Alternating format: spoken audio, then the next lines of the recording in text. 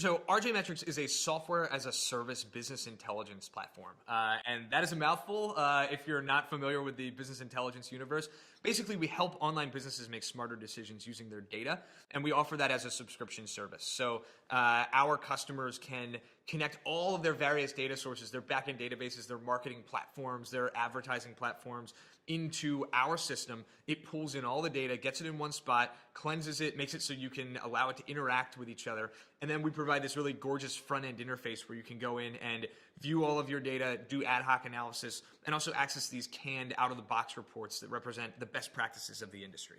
One of the things that I learned at Insight was the value of having a really good co-founder. While I was working on SmartRaise, the side project that I had there that didn't work out, I was a solo founder. And there were some very, very painful moments during that time where, I had the benefit of friends to talk to, I had the benefit of coworkers to bounce ideas off of, but there's a difference between somebody that'll chat with you for 15 minutes about your problem and someone who will live and die by the same things that you live and die by as your business grows. And I had a colleague at Insight named Jake Stein who started on the same day that I did, had the same job that I did. While I was new to sales and kind of picking up sales along the way, Jake was one of the most personable, engaging, effective salespeople that I had ever seen before.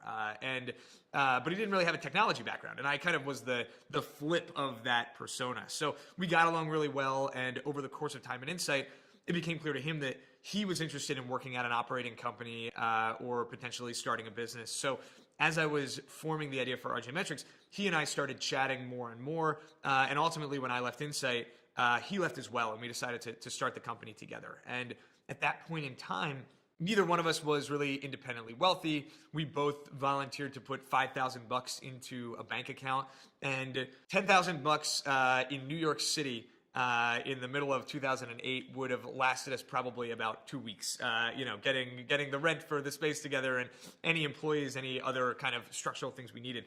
But I had grown up in the Philadelphia area. Jake had gone to UPenn, and we knew that Philly was a really amazing place to go and potentially invest time without having the enormous startup costs associated with getting a business off the ground. So we moved down to Philly, and I moved to a town called Collingswood, and was in a house there where we were able to use the attic as the original founding place for RJMetrics.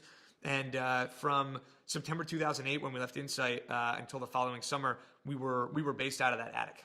In the beginning, some of the biggest challenges really were truly becoming entrepreneurs ourselves. I think that we had bits and pieces of what it meant to be a good entrepreneur. We certainly had the frugality part down pat. We were really good at not spending money on anything.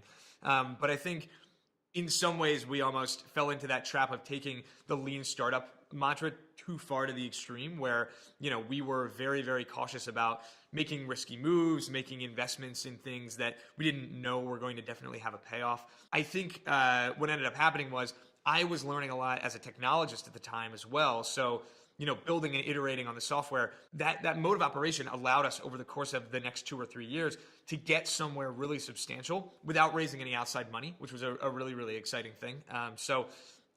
We spent about 3/4 of a year in my attic, and then there was no air conditioning in my attic, and it was July. So we had a little bit of income at that point. We could afford an office in Camden, New Jersey was the one place that we could actually justify spending. So we moved to Camden, actually in this really beautiful waterfront technology center that was associated with Rutgers Camden. And we were there for, I think, a little over a year, probably about a year and a half. And we grew there from 2 to 4 people. And then in January 2011, we moved out of Camden and into Philadelphia. And I think during that era, it was really just this time of us figuring stuff out in every possible dimension. Jake was on the phone trying to sell RJMetrics software before RJMetrics was even built, which was great. We got our scripts down, we got our value proposition down, we figured out how to knock down walls and have those conversations, and that ended up being really, really valuable. Once we actually had a product, we were able to go and start generating revenue really quickly, which ended up paying the salaries of the first couple employees and putting us on a path to being able to be a venture-backed company that could grow at a much faster pace. The people that we added during that time were engineers who were better engineers than me, and that was critically important. I am not a world-class engineer. I love building technology and hacking things together. And when you're building a minimum viable prototype, that's a major asset. And it was exactly what we needed in the early days.